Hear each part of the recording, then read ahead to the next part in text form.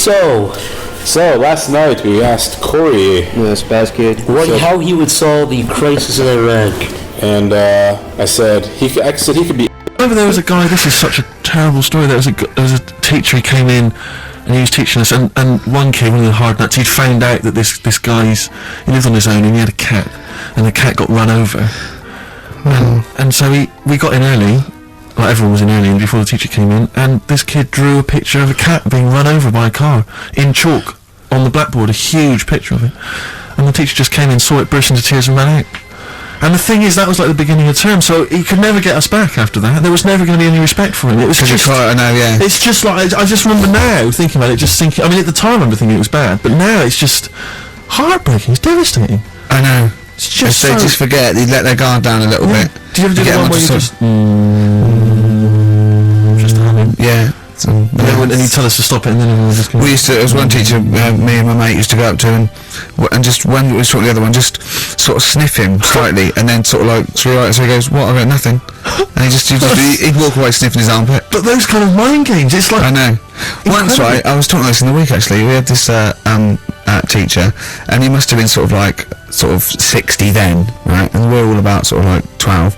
We had to do French, you had to put your thing on the booth, and it was I told you something, le chat est right, and we put répété, cats on the wall, right,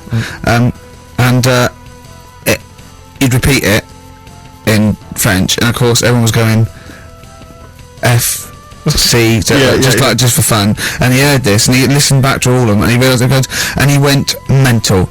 He went cost. He was going mad, and he was going red and bursting like Carl was earlier, and it was like, I can't stand this anymore. Anyway, he picked up an exercise book, said, look at this exercise book, look, and I won't say the kid's name, because he went so and so, look, he's put, and I'll change his name, Smithers. He went, oh look, he's put Smithers his shit. He goes, he's got Clever on this side, he's put Smithers his lamp of shit, that's good. Right, and he went berserk, he went, oh look, he's drawn a picture of a penis with wings, and he's written underneath, Dicky Bird. He went, is that clever? He went, do you want me to put a piece of paper up so you can come and write swear words and draw ladies' genitals all day? And I went, like that laughed, he went, I'm glad you think it's funny, Mr. Gervais. And he stormed out. Oh, God. Yeah. And did he ever come back? No, but we put the bit of paper up for him and said, look what we've done, you sir. That's a fanny. Yeah. There's some knobs. Yeah. Was it biology? No, it was French. Oh, French, of course. Yeah. Oh, that's right. I just remember things like games like, there was some cupboards at the back of I think the maths class, and one kid just got in the cupboard before the teacher came, and then sat in there for 45 minutes, and just towards the end of the thing just came out. Brilliant. Just came out and just went, and sat down. And just things like that, which just kind of, it's not, I don't know what it is, or I don't know what, it's just an utter lack of respect. I played a trick like that once in my first year at college. This is pathetic, right? We're on a hall of residence, right?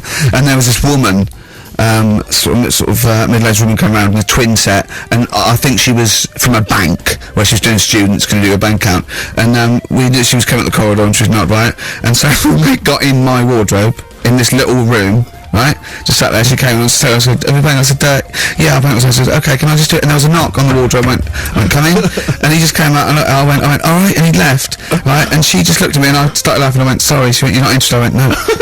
But he just fell flat. It fell flat. Yeah. Oh dear. Carl, a little bit happier now? Yeah. What have you done this week? What have you done this week?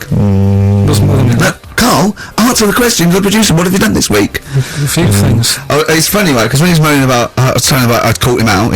He says he doesn't get a lunch break. He had over an hour, and then he went quite early that night to get a hob that hadn't been delivered or something. So, and I said to, was it James Hine was in, wasn't it? Yeah, that's right. And I said, James, he's always complaining about working. Does he work hard? And he went, well, he doesn't work as hard as he used to. Play a record, Carl. Interesting. Don't want to really hit the start button now. I might do it in a bit lazy. I'm not saying you're lazy. I'm saying that, maybe some people don't think you work as hard as you do. That's the way of the world. I'm not saying you don't work hard. Just reporting speech, really, with James Hyman. Calling him a liar. Play a record. Can't be bothered. Play a record, Carl.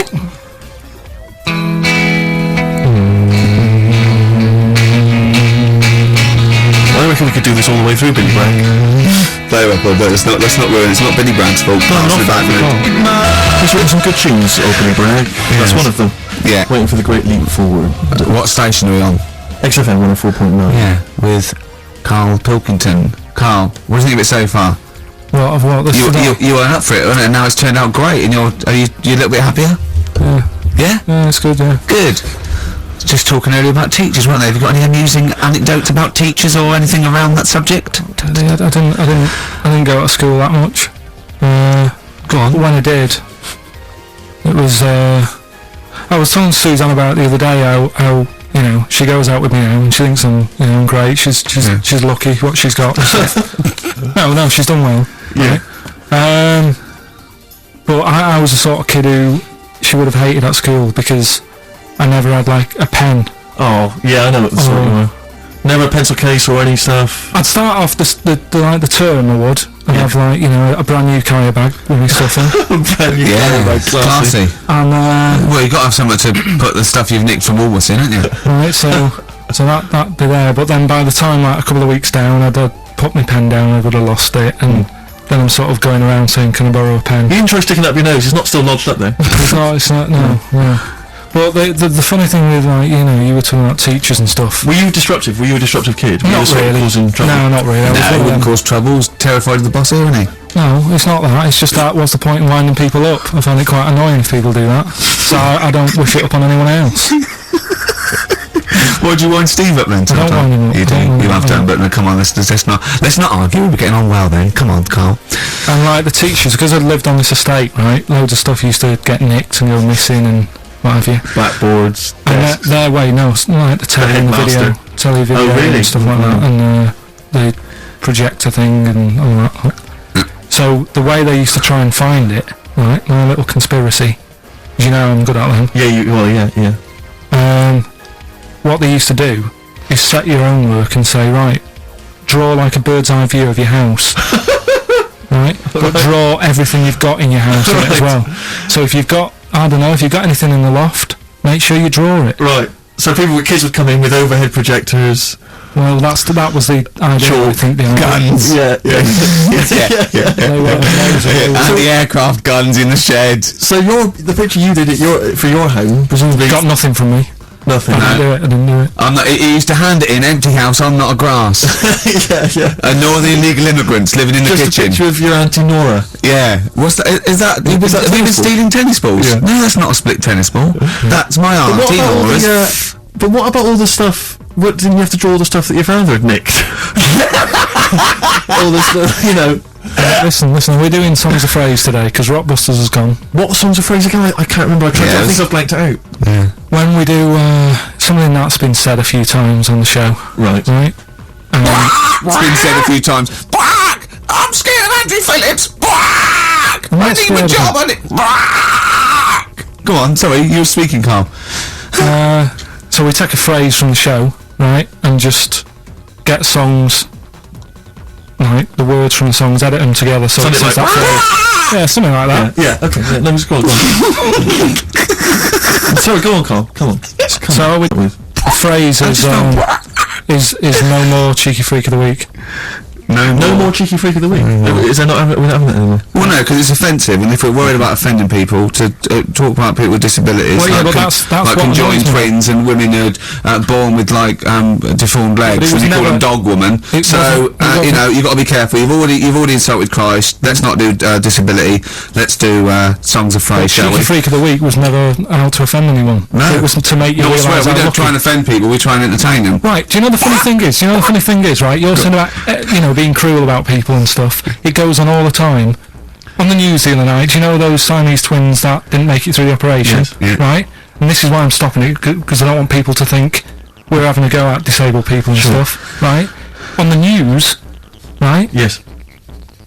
Before that operation, the doctors said, we're going to try and sort this out. All the doctors are going to get their heads together. Is that a good phrase to use? Yeah. See what I'm saying? Carl, play a record.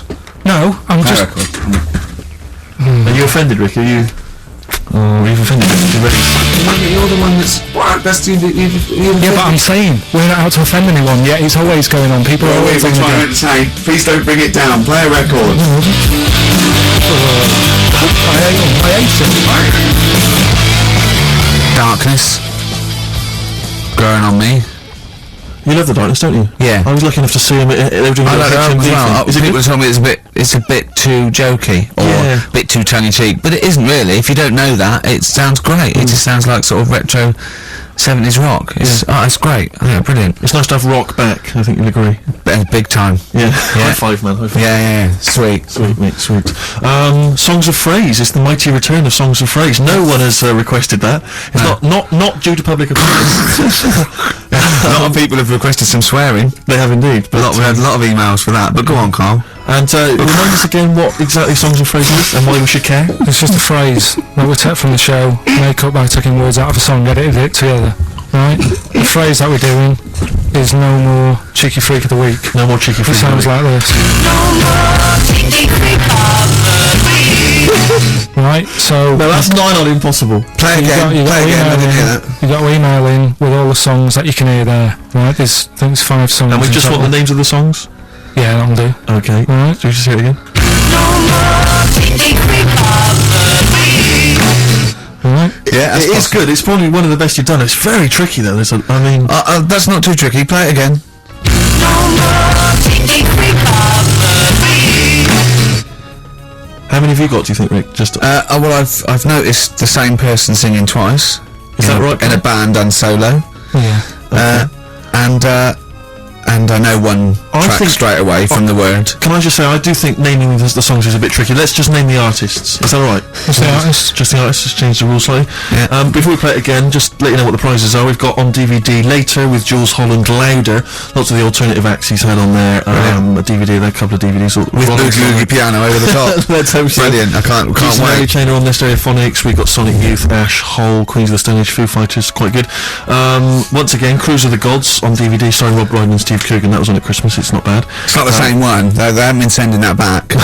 We've been giving out different ones each We have week. indeed. This is an album just called quite simply I Love You. Yeah. And you'll be pleased because there's the likes of Mel C, Cliff Richard and the Hollies on there. Brilliant. Excellent. The best chill out album ever. We've got the Beach Boys on there, Elvis Costello, Pink Floyd, Coldplay. That's not bad. And this is the one that's most interesting, I think, the American Song Poem Anthology. I've not heard it yet, but apparently I think what it is an anthology of recordings that were made apparently in I think maybe 50s or 60s America. There was a particular organisation, you could send in songs or lyrics that you'd written at home and they would send it to music and record it for you.